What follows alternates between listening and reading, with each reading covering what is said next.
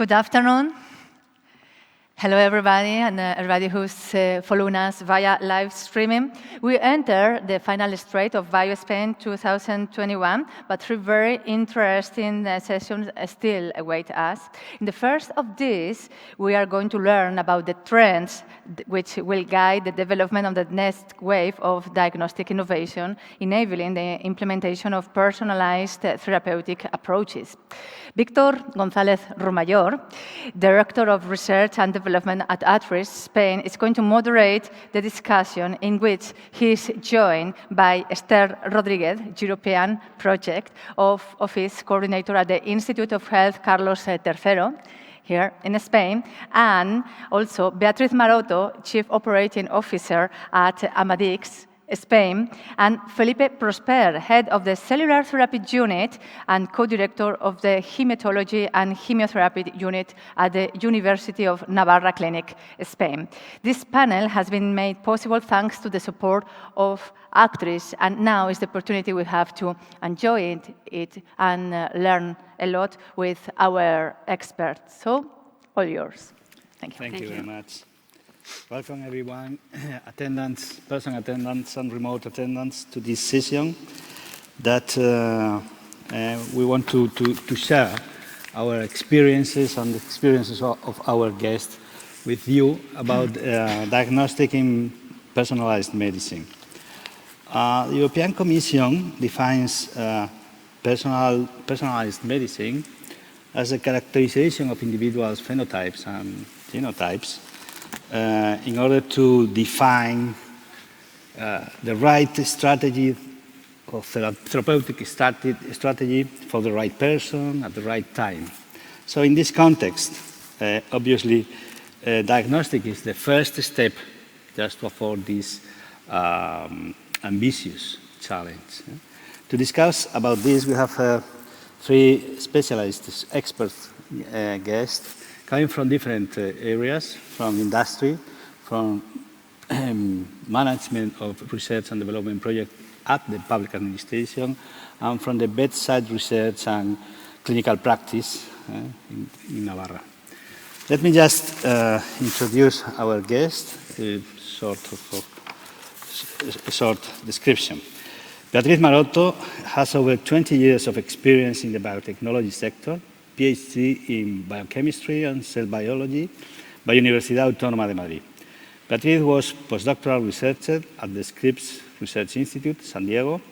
She continued her professional career as R&D manager in the company NIM Genetics for 10 years, and Beatriz is currently COO in the company Amadix. Beatriz will talk about the developments in Amadix. Thank you, Beatriz, for coming.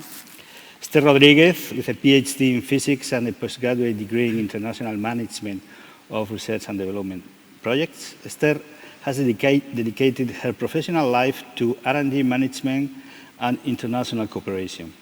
Appointed as a head of the European Project Office of National Institute for Health in Spain, she coordinates the ULAC Permet Consortium, devoted to build bridges between the Latin American and Caribbean region and Europe in personalized medicine. She is also part of the European Initiative 1 Million Genome and European Africa Permit Project. She will talk about these items and these initiatives in the European context. Thank you, Esther, for coming. And Felipe Prosper, friend, and Felipe is a hematologist and director of the Hematology and Cell Therapy Unit of the Clínica Universidad de Navarra, so he's a local player.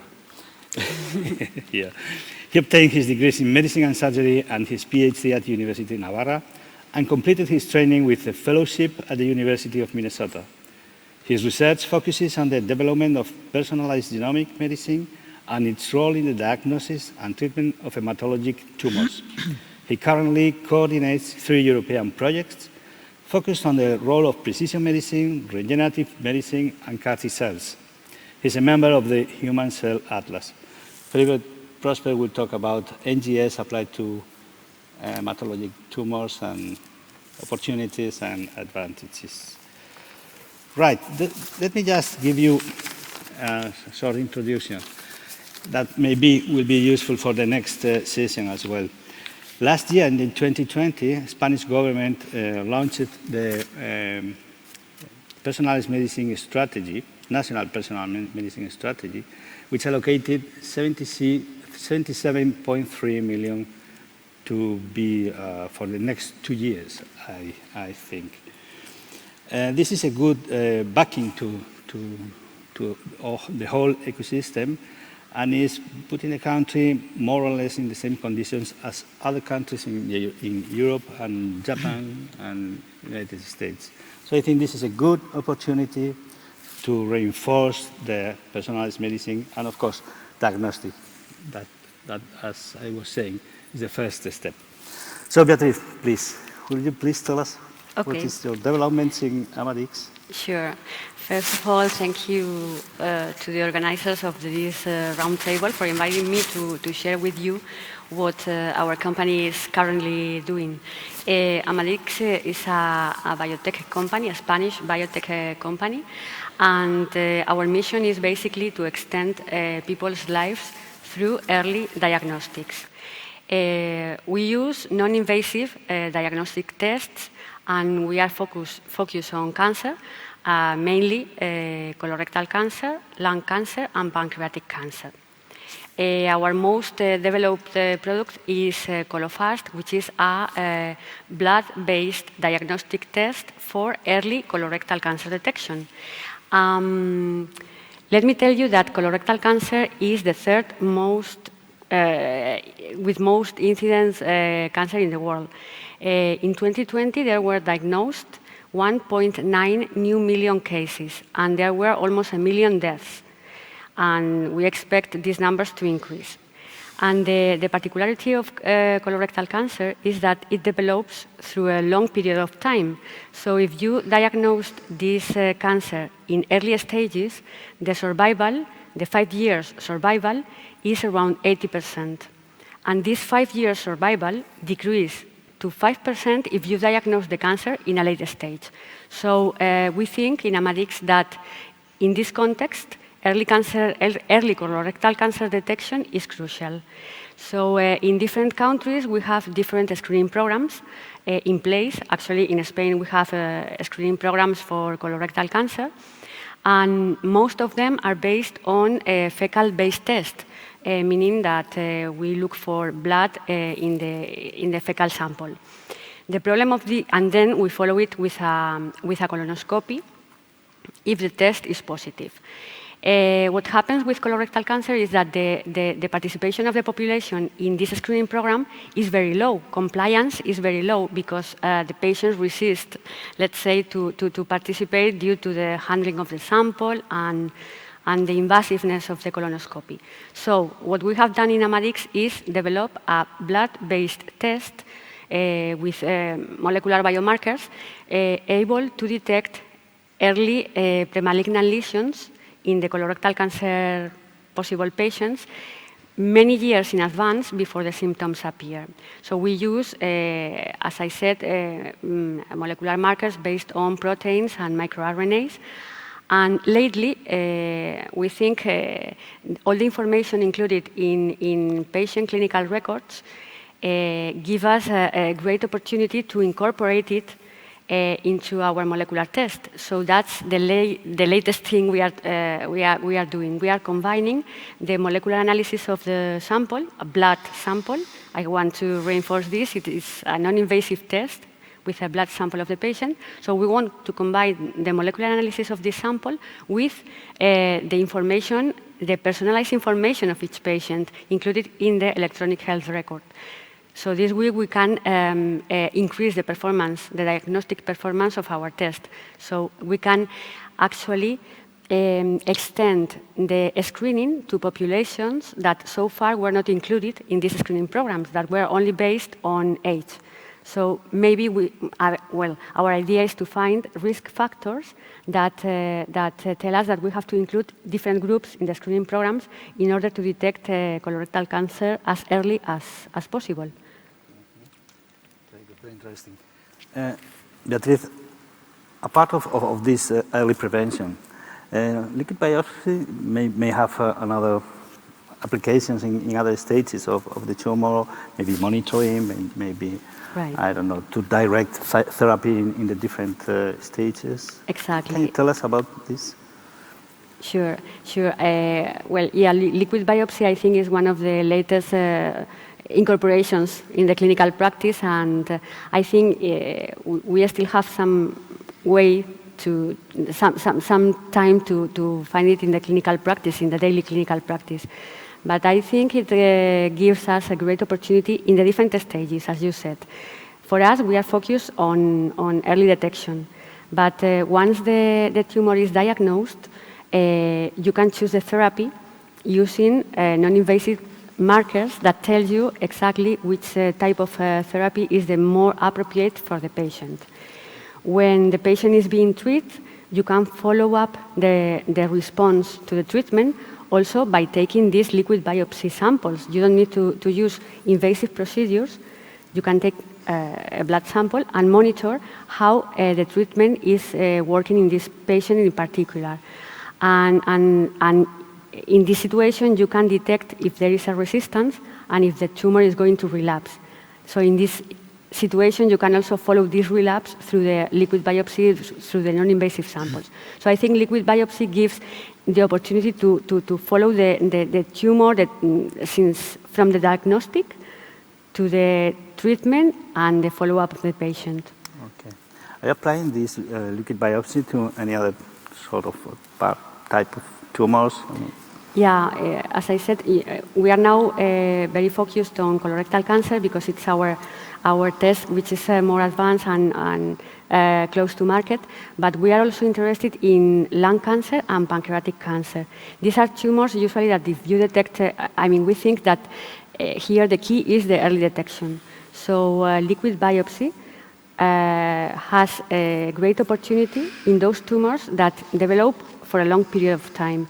So you have a very good window of opportunity implementing screening programs so you can detect those tumors very early and you can treat them and even make the patient to survive for a long time. So yeah, we think colorectal is a good candidate for liquid biopsy and for early detection and screening, and also pancreatic and lung cancer. Okay, thank you.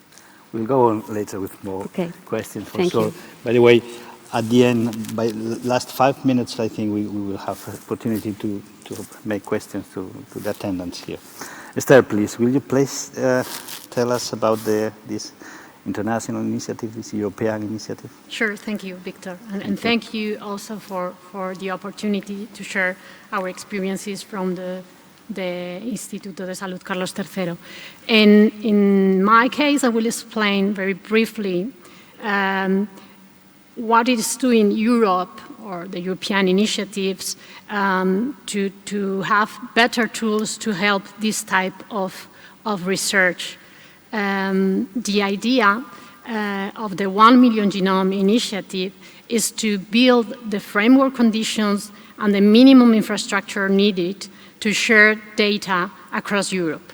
And why? Well, first of all, because with the new sequencing techniques, there are more and more genomic data all over different places. It is estimated that 25 million of Europeans will have their genome sequenced by 2025.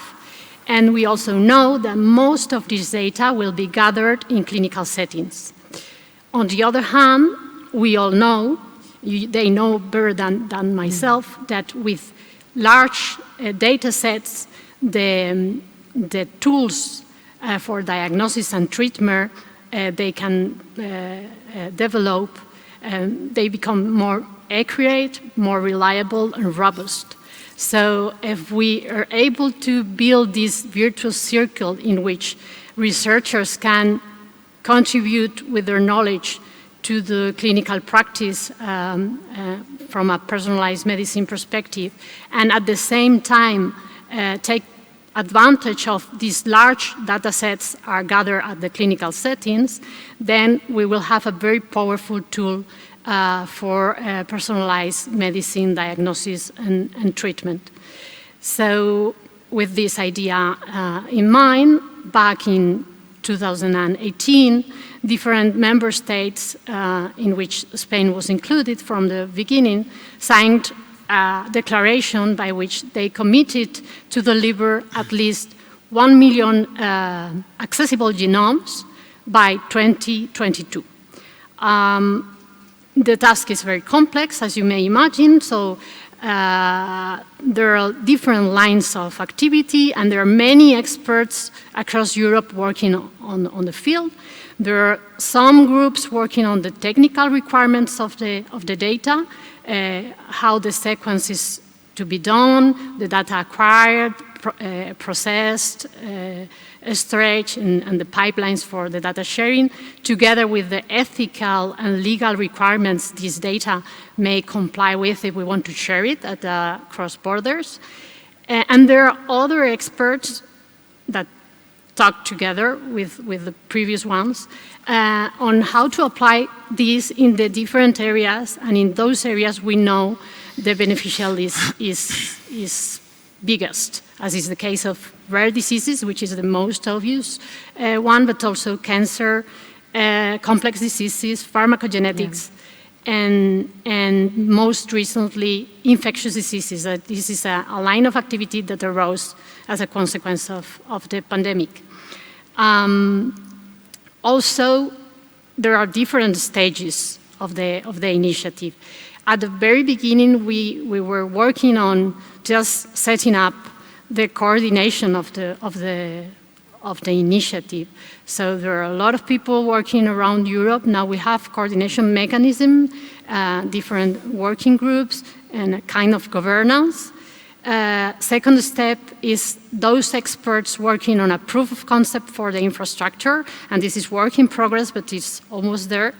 And then the third step would be to put this into practice and to make at local and regional and national level to adopt these requirements. So at the end of the day, we are really able to share the data cross borders. And this is part of the story, but there are other initiatives at the European level. I will only mention today the future partnership for personalized medicine that is working also hard in that regard. In that particular case, it's more a policy initiative in which they want to put, or we want to put as member states, a common research agenda to address those fields that we feel that they lack for resources. And all the initiatives at the European level, at the end of the day, what they look is how to make the most of the existing resources, how to pool these resources together, because if we really succeed to build something common, then we will have much more powerful tools to help researchers, both at the academia and the industry, to advance and put these solutions into the clinical practice, which is at the heart of the initiative. Okay. How close are we of reaching this magical number of 1 million? Well, the short answer is not very close. Not very close, okay. But this is for a number of reasons. Some of those I have already pointed out. First thing is the technical challenge, but also the ethical, legal requirements that are not easy to overcome. Then we have two major disruptors in here. One is COVID-19 situation, and the other one is Brexit. You know that the Genome of England was a big contribution to the project, and now it's on hold.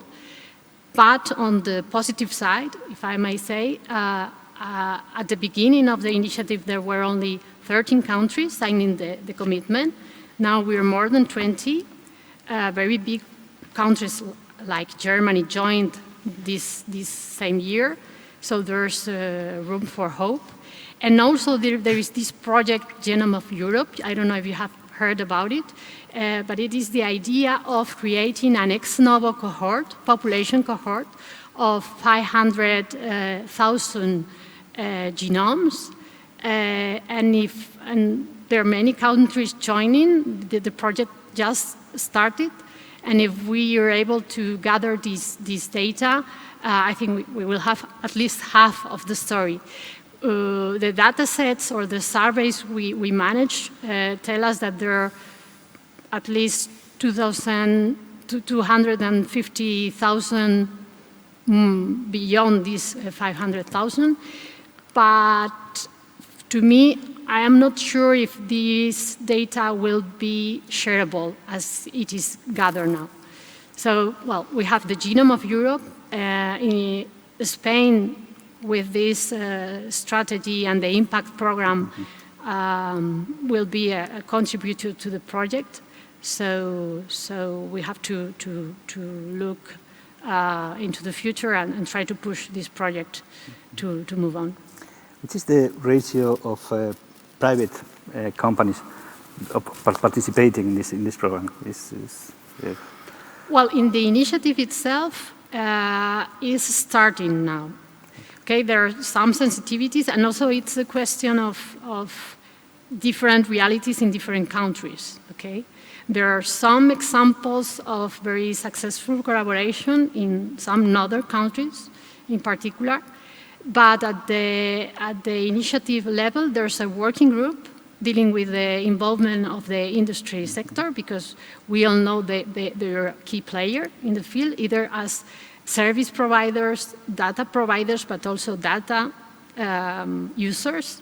So we have to find the model, and we need the help of the industry in defining which model, and in particular, which model may work for the Spanish reality. Okay, thank you, Esther. Data sharing. Inicio. Felipe, please, will you tell us about your activity? So, Victor, and I want to thank the organizing committee for giving us the opportunity to be here today and to discuss what I think is a reality that is just taking place in the last few years. What I would like to discuss or to describe is a little bit the perspective of a clinician. I'm a clinician, I'm also a researcher, and in some way I can play both sides, but I would like to focus today on the clinical part. So the reality is NGS is becoming a tool that is being really useful in the day-to-day basis of treating our patients. We have clear examples of how these technologies, NGS, have been very significant in making a better diagnosis of our patients. And I'm focusing mainly on hematological, in cancer in general, because that's my area of expertise. So now, when I see patients in my clinic, NGS is really helping me to make the diagnosis. In fact, some of the diseases that we diagnose on a daily basis are based on the finding of specific molecular markers, and that is a reality. Second, NGS is helping us in monitoring patients, in monitoring their response, which is also very important. We can identify early relapses, we can identify minimal residual disease thanks to this technology, so they are technologies that are being used all the time. And then finally, less so, but more and more, is becoming an essential tool for personalized medicine, for targeted therapies. So we've come from a model of one single treatment for all patients with acute myeloid leukemia to a model in which, depending on certain mutations that you can identify a diagnosis of the patient, you're going to monitor, you're going to tailor the treatment of this patient in a different way. You can incorporate new drugs, you're going to use new therapies. So this is the reality of what we are living daily nowadays. So in some way, I also want to raise one issue. This is cost effective. And this is a very important thing, because here comes the difficulties for this new paradigm of how we treat patients, how we diagnose patients. So there are a number of difficulties for the implementation of all these technologies. So first of all is the issue of cost. These techniques are expensive. But remember, they are much cheaper than treating a patient with a wrong medication. Much, much cheaper. And what happens is that because this is at the very beginning, well, I just can tell you about patients that I've seen this morning in my clinic. When I have to ask for an NGS panel with a for a patient with a myeloid malignancy, I realize that the insurance company says, well, we do not approve this cost. So I have to keep treating the patient without knowing if I'm treating him well or not. So we really need to realize that this cost is really cost effective. This money we spend at diagnosis is cost effective. And the same is true for monitoring and for following the disease.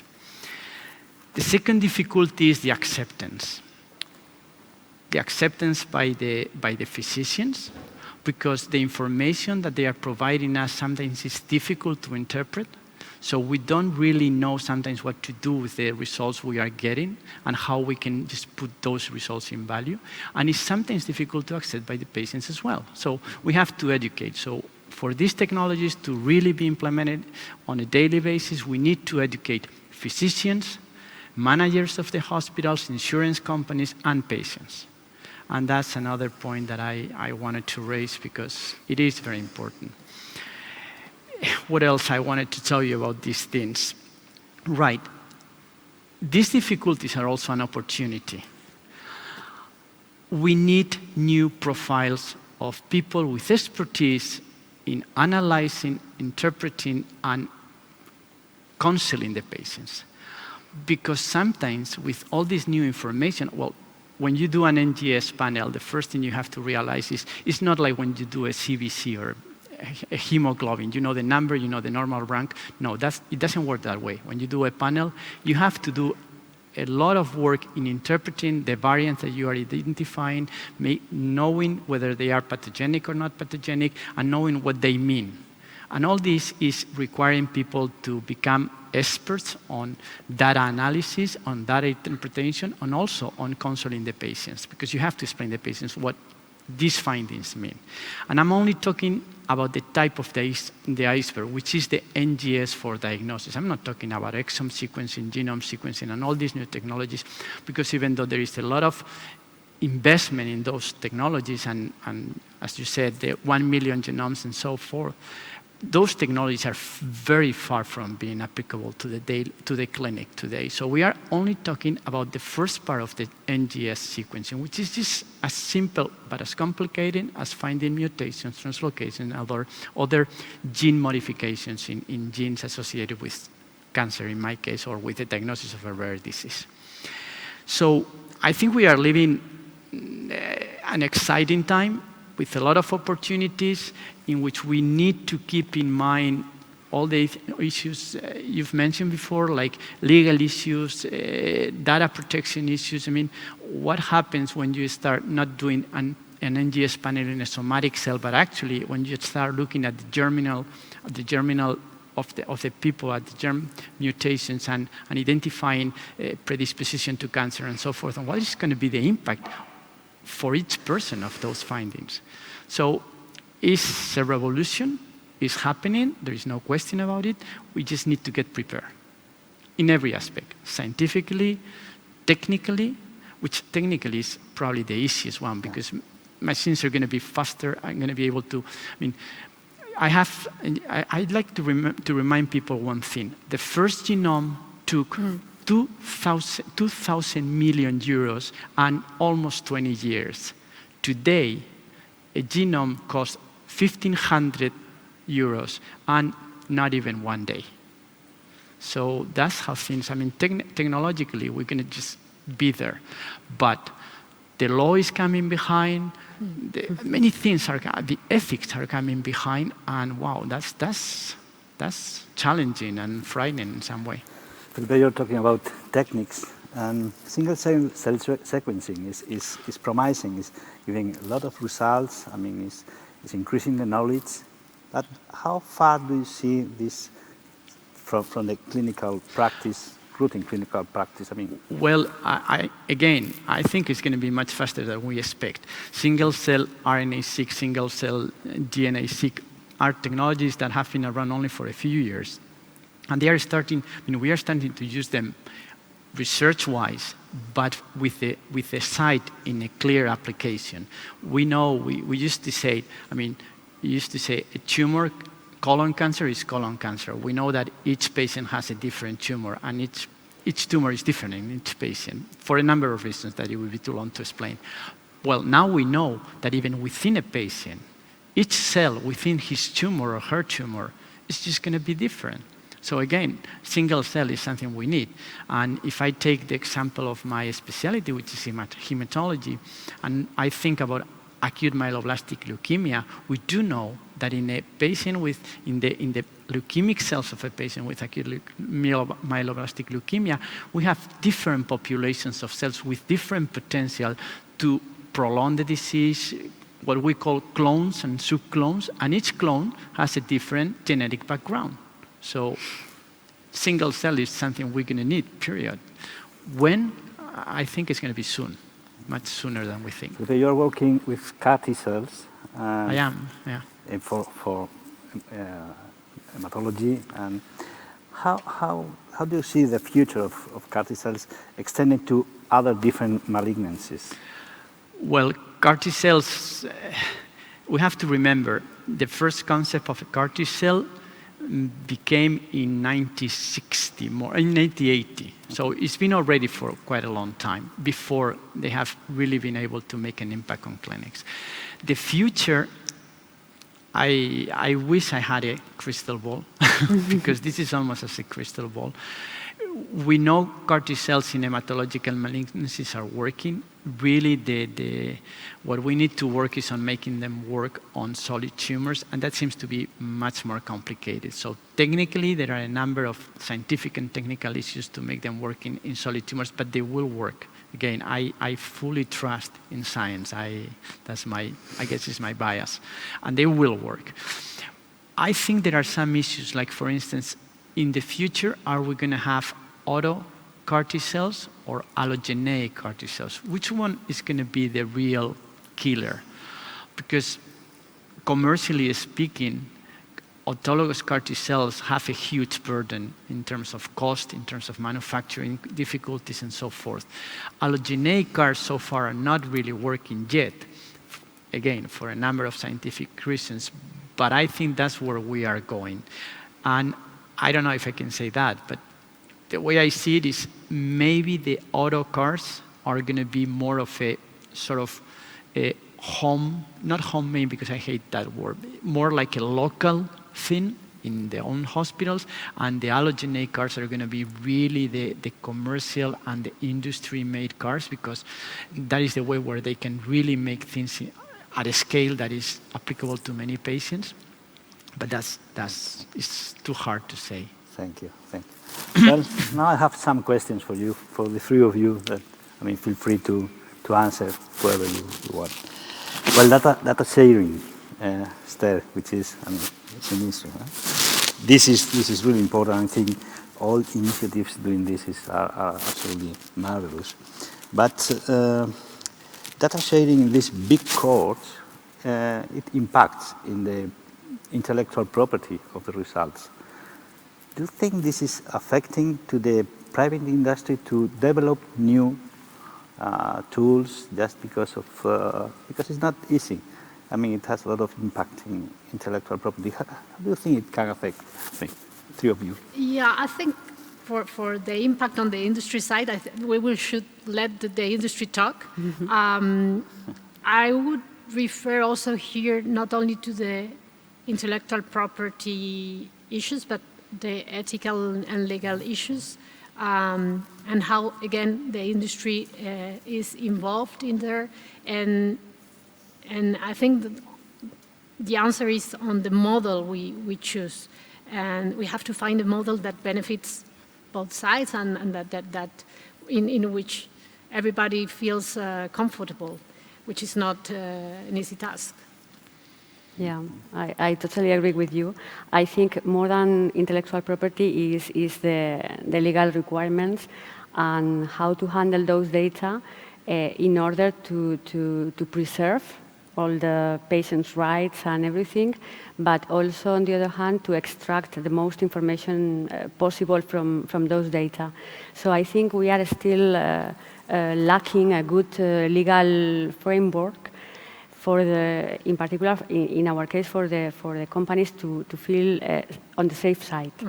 Because there are many times that you pretend to use data and you find yourself like in a sticky situation because you don't know if you are in the borderline of the legality. So I think we all need to set up this framework for security of the patients, of the people, of the public, of the general population, but also for the users, in this case the industry, for the users of the data. I think that's crucial. I think there are very good initiatives in Europe, like the IMI, where you combine the industry with the academia or the public sector. However, I think in Europe, and particularly in Southern Europe, we need to learn to work better with the industry. I was trained in the States, and I have very good collaborations and friends in the States. The way they look at industry in the States and also in some Northern Europe countries is different than the way we look at here. It seems here we are kind of like either you are on one side or on the other side, but you can never be both. and that prevents us from doing some things that we should. And that doesn't happen in the States. And everybody understands that the industry plays a significant role in the development of the society, and in particular of the health system. And we need their help. We need their participation. So it's nothing bad to just contact them, work with them, and they have their interests, of course, but we do as well. So, but that is something that in Spain needs to be learned, because I keep seeing this view of like, okay, if you are participating in a company, if you are working or collaborating with a company, well, you have some interest. Sure, everybody has interest. But that's not bad. That's a way to move forward. Public-private partnership is a continuous, permanent demand from the industry, and I'm not sure if it is really working. I mean, these initiatives like procurement, pre-commercial procurement, I don't know if it is fitting the expectations of the industry. Beatriz, you are industry, you may answer. I agree with Felipe. I mean, the collaboration, and I think we have to get rid of that idea that you are on one side or on the other. And usually the industry is seen as the dark side, as the ones that just want to take advantage of the discoveries and the researchers. And I think more and more that's not the case. I mean, I think we need each other, because usually many startups and spin-offs come from developments in the research sector. And I think that in many cases should be the aim, I mean, of the researcher. Try to find the applications of the findings.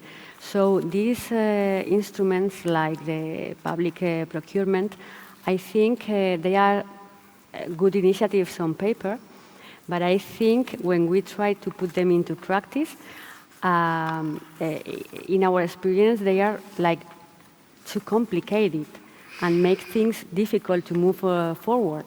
So you at the end get lost in all the bureaucracy of the application and everything, and the final goal, which is the collaboration of the industry and the public sector, gets diluted.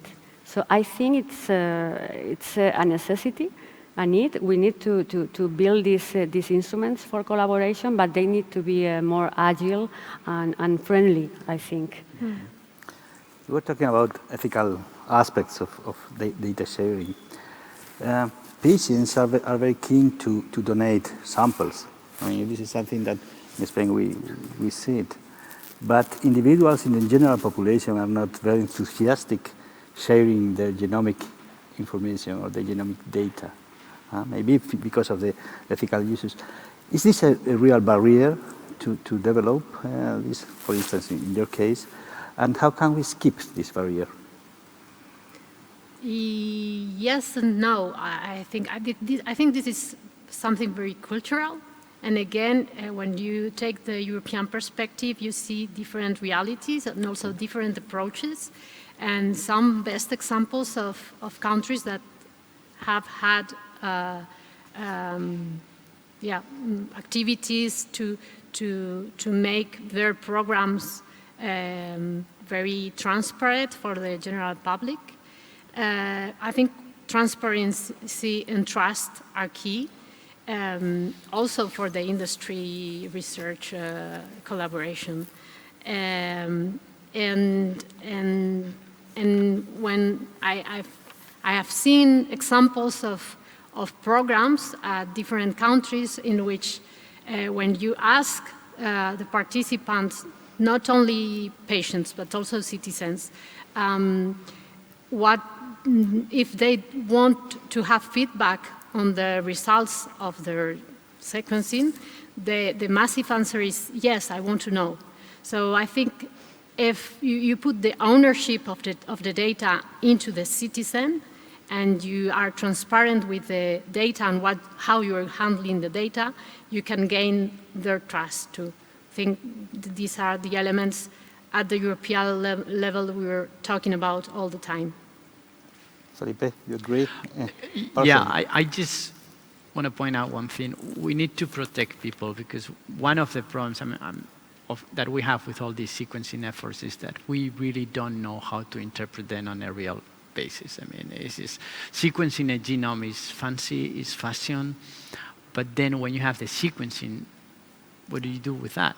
And we need to protect people, because the more we know, the more the impact can be on how we treat people. I mean, what would happen if you can sequence a person and say, this person is going to have this disease? What is the impact of that?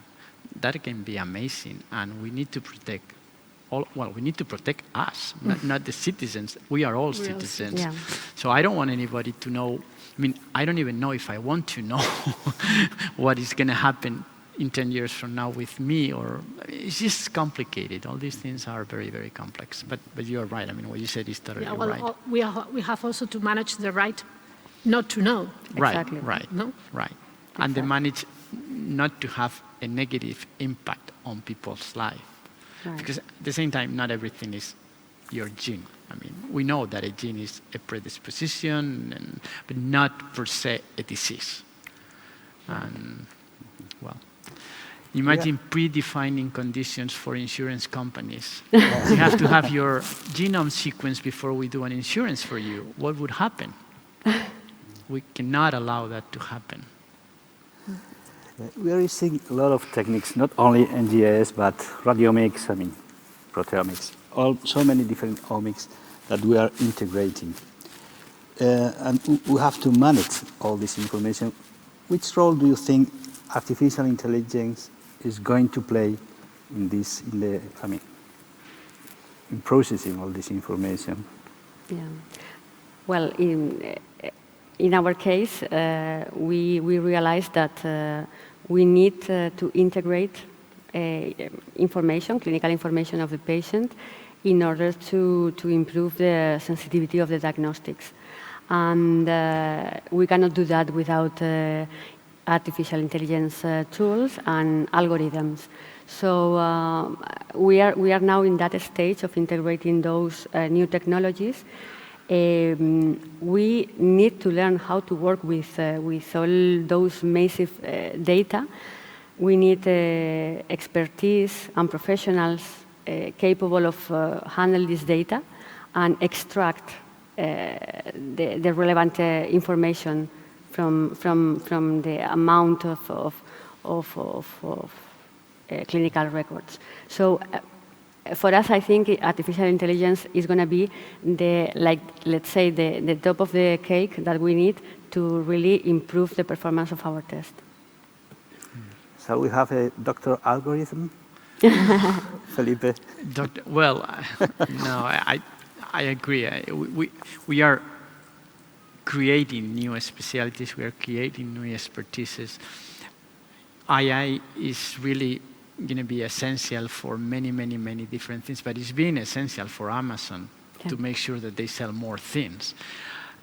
One thing that, again, we need to make the society in some way, I don't know the term, it's equal opportunities. So the thing is, all these people, very dedicated experts in that analysis, and all of these things are really being shuttled to the big companies dedicated to these things, because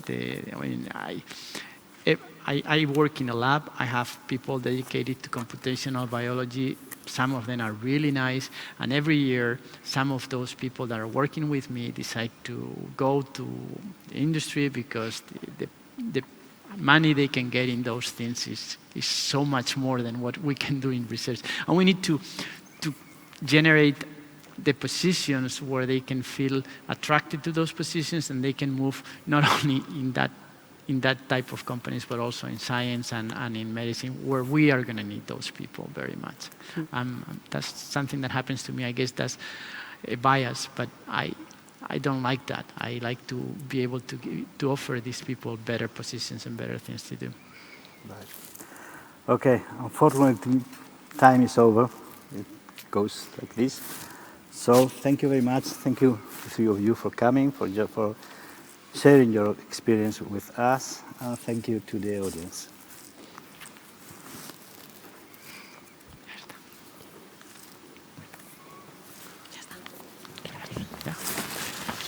No sé si sale la Bueno, claro. esto de las cosas.